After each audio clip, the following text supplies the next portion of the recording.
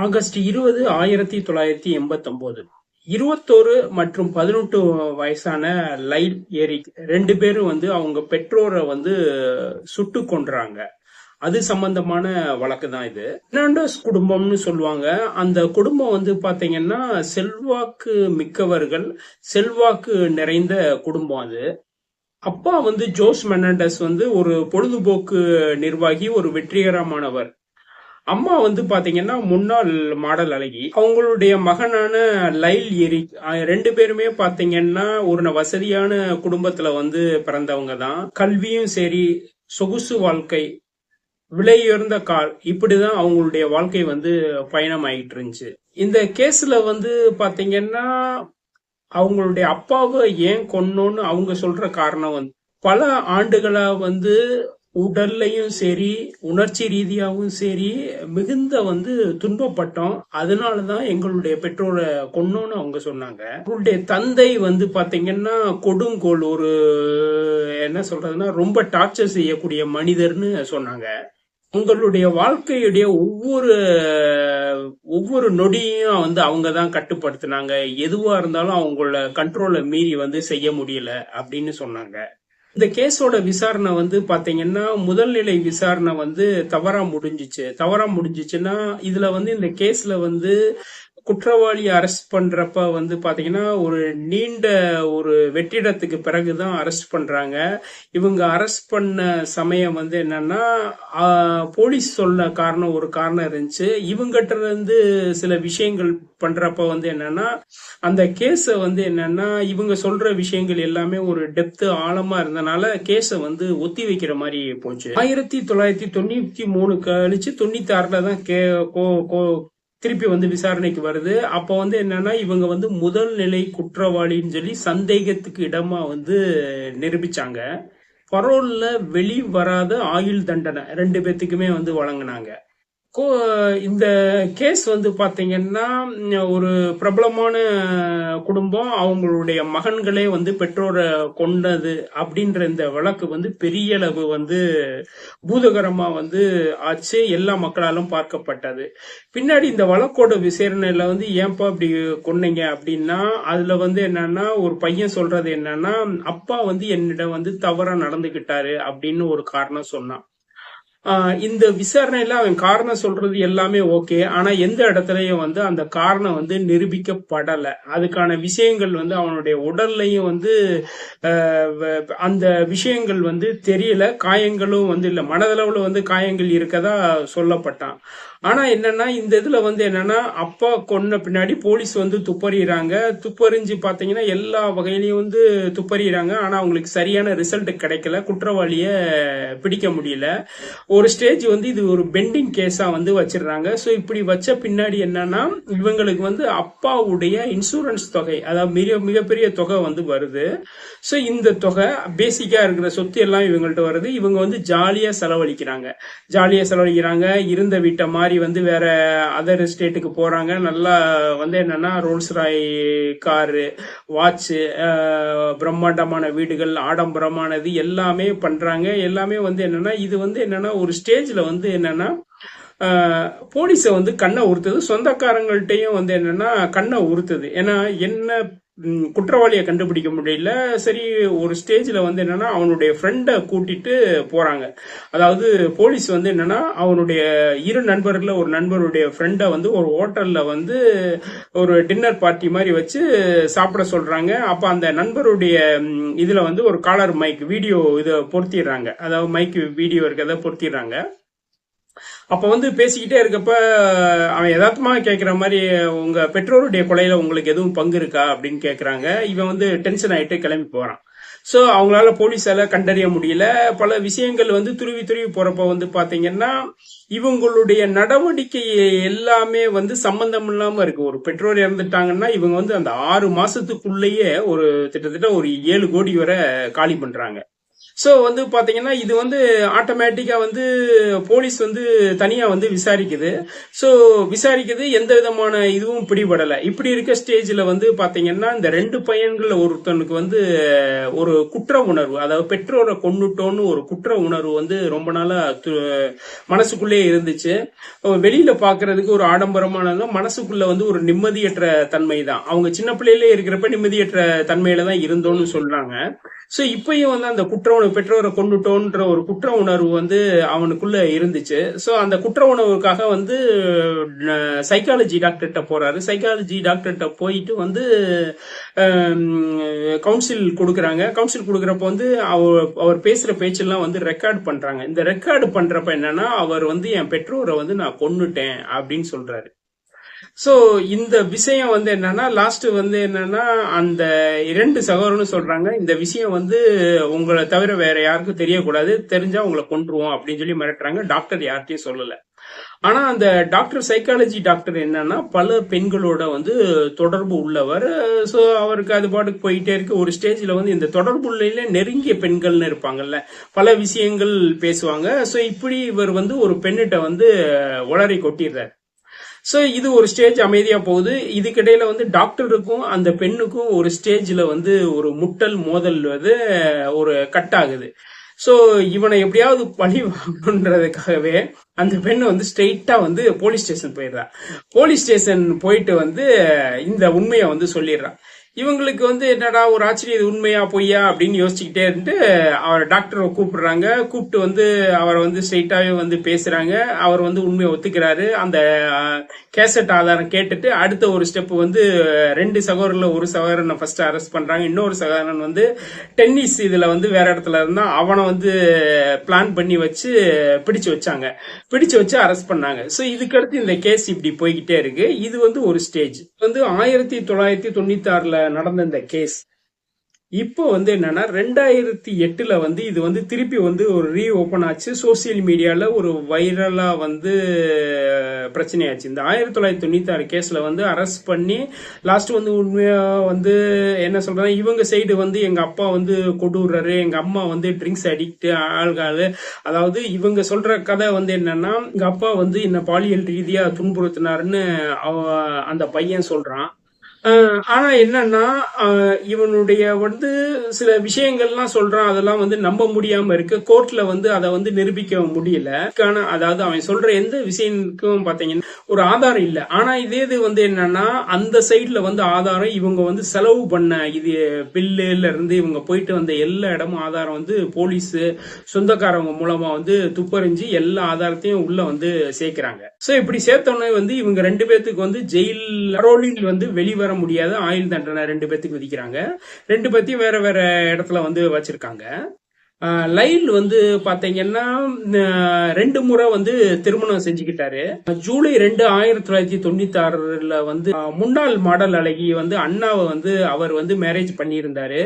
பின்னாடி வந்து அந்த பொண்ணுக்கு இவருக்கு வந்து பல பெண்களோட தொடர்பு இருந்தனால அந்த பொண்ணு வந்து கட் பண்ணிட்டு போயிருச்சு.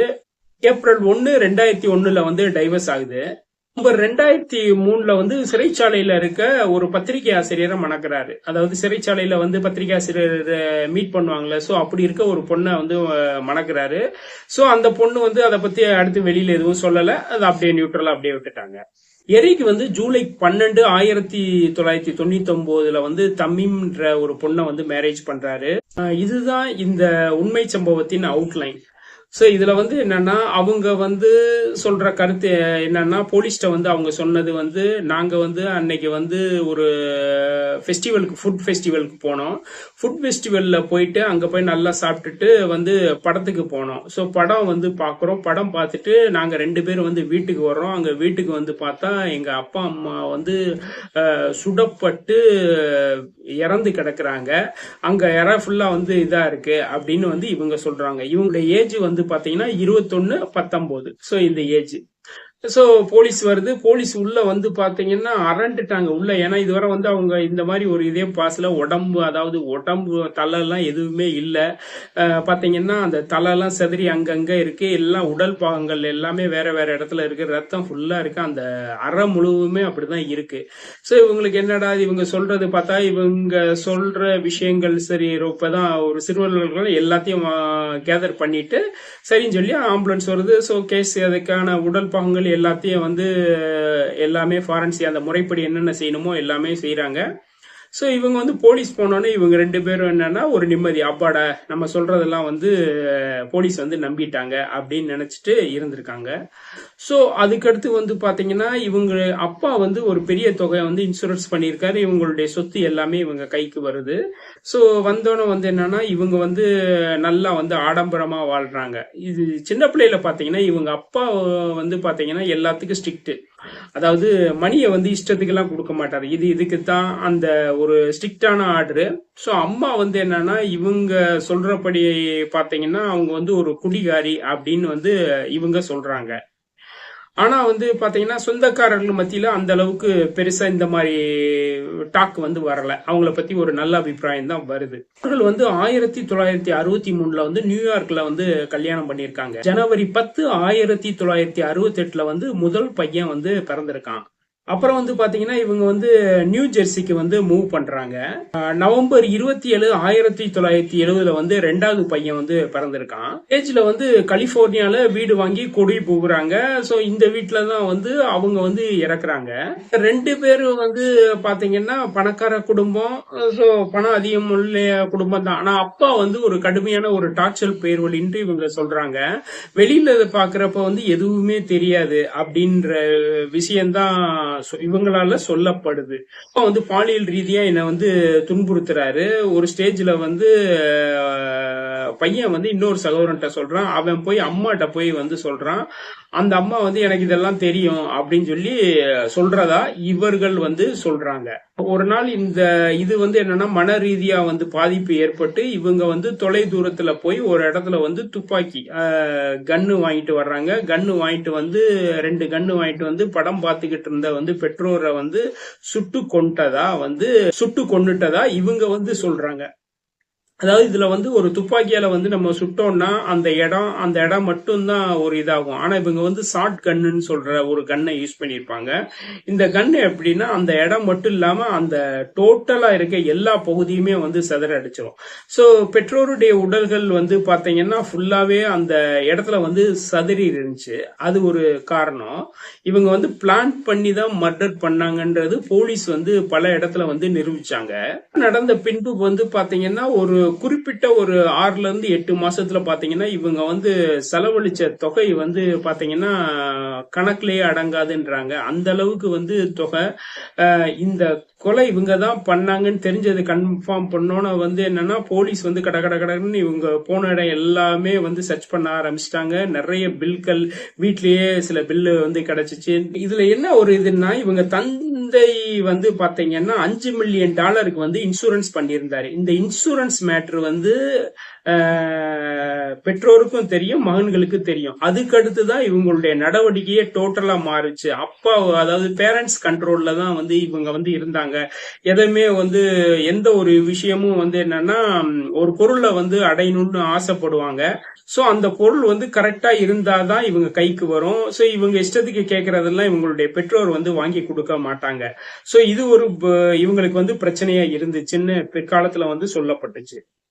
அதாவது போலீஸ் வந்து கண்டுபிடிச்சதுல பாத்தீங்கன்னா கொலை நடக்கிறதுக்கு 2 நாளைக்கு முன்னாடி வந்து 150 கிலோமீட்டர் தூரத்துல ஸ்போர்ட்டிங் குட் செயின் சொல்லி ஒரு கடையில வந்து 2 ஷார்ட் கன்னு வாங்கியிருக்காங்க. இந்த 2 கன்னு வாங்கி தான் வந்து 2 நாள் கழிச்சு கரெக்டா வந்து அந்த டைம் பார்த்து தான் வந்து சுட்டிருக்காங்க.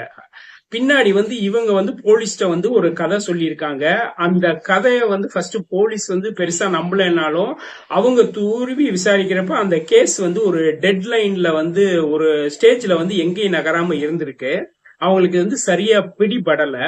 அப்புறம் அந்த கேஸ வந்து சரி பெண்டிங் கேஸ்ன்னு விட்டுட்டு வேற வேற விஷயங்கள்லாம் பண்ணியிருக்காங்க. இந்த டாக்டருடைய காதலி வந்து சொன்னோன்னதான் அவங்களுக்கு வந்து எல்லா விஷயமே வந்து அடுத்து அடுத்து அடுத்து மூவ் பண்ண ஆரம்பிச்சிருக்காங்க. மூவ் பண்ணி இவங்கிட்ட வந்து அந்த இவர் அந்த சைக்காலஜி பண்றப்ப வந்து இவர் பேசின ஆடியோ எல்லாம் வச்சுதான் அரெஸ்ட் பண்றாங்க. அரெஸ்ட் பண்ணிட்டு என்னன்னா அதுக்கடுத்து எல்லா மூவ்மெண்ட்லயும் வந்து இவங்களுக்கு கரெக்டான ஒரு க்ளூ கிடைக்குது.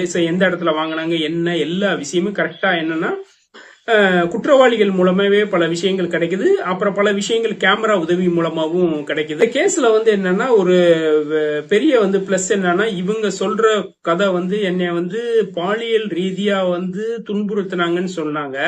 சோ மன ரீதியா நாங்க அவதிப்பட்டோம் அப்படின்னு சொன்னாங்க. அது ஓகே தான். ஆனா வந்து இவங்க சொல்ற வந்து வேற வேற உடல் ரீதியான காயங்கள்லாம் சொன்னாங்க. அப்ப வந்து பாத்தீங்கன்னா அவங்க உடல்ல விதமான காயங்களும் இல்ல. என்னன்னா இந்த அப்பா இறந்த கொஞ்ச நாள்லயே வந்து மிஸ்டர் பஃபலோ விங்ஸ்ன்னு சொல்லி ஒரு ரெஸ்டாரண்ட் வந்து வாங்குறாங்க, கார் வாங்குறாங்க. குறிப்பிட்ட காலத்துலக்குள்ள வந்து ஒரு பெரிய அளவு மணியை வந்து செலவு செய்யறாங்க. இதுதான் வந்து மற்றவர்களுடைய பார்வைய வந்து இவங்களை வந்து திசை திருப்புச்சு. ஒரு பக்கம் வந்து பாத்தீங்கன்னா பெற்றோருடைய மரணம், இன்னொரு பக்கம் பார்த்தா இவங்க ரெண்டு பேருடைய ஆடம்பர வாழ்க்கை தான் இந்த பிரச்சனையோட வந்து மைய புள்ளியா இருந்துச்சு. உண்மையை வந்து எப்பயுமே நம்ம ஞாபகம் வச்சுக்கிற தேவையில்லை. ஆனா வந்து பொய்ய வந்து நம்ம சொல்லிட்டோம்னா அந்த பொய்ய வந்து நம்ம ஞாபகம் வச்சுக்கிறணும். இதுதான் வந்து இந்த வாழ்க்கையுடைய விதி. அவனுக்கு வந்து என்னன்னா பெற்றோரை கொன்னுட்டோம்னு சொல்லி மென்டல் ரீதியா வந்து டிப்ரெஷன் இருந்துச்சு. பிளஸ் வந்து என்னன்னா வெளியில வந்து மணி எல்லாமே இருந்தாலும் உள்ள வந்து என்னன்னா அவனை வந்து அதை வந்து உறுத்த ஆரம்பிச்சிச்சு. வந்து என்னன்னா ஒரு ஸ்டேஜ்ல வந்து இந்த கேஸ் வந்து என்னன்னா அவங்களுக்கு பரோல்ல வெளிவராத ஒரு ஆயுள் தண்டனையை வந்து கொடுத்திருந்தாங்க. சோ அப்படி கொடுத்த பின்பு வந்து என்னன்னா இப்ப வந்து திருப்பி வந்து அந்த கேஸ் வந்து என்னன்னா ஒரு ஸ்டேஜ்ல சோசியல் மீடியா எல்லாம் நிறைய வந்து வர ஆரம்பிச்சிச்சு. அரசியல் ரீதியா வந்து அது கவனமும் பெற்றுச்சு. இவரோட சகோதரருடைய வந்து மறு வாழ்வை வந்து ஆராயணும்னாங்க. அது விஷயமா வந்து நீதிபதிகள் எல்லாம் வந்து ஒரு தெளிவான முடிவு எடுக்கிறதுக்கான விஷயங்கள் வந்து நடந்துகிட்டு இருக்கு. எஞ்சி இருக்கிற குடும்ப உறுப்பினர்களோட சாட்சியங்கள் வந்து என்னன்னா இவங்களுக்கு வந்து ஆப்போசிட்டா இருக்குன்னு சொல்லலாம். இந்த கேஸ் வந்து வந்தப்ப வந்து பாத்தீங்கன்னா உலக அளவுல வந்து பெரிய விவாதமா இருந்துச்சு. இந்த கேஸ் வந்தப்பையும் சரி பல படங்கள் வந்து இந்த கதையை அடிப்படையா வச்சு பல படங்கள் வந்துச்சு, பல டாக்குமெண்ட்ரி வந்துச்சு, பல தொடர்கள் வந்துச்சு. இப்ப வந்து வெப் சீரிஸ்லயும் வந்துகிட்டு இருக்கு.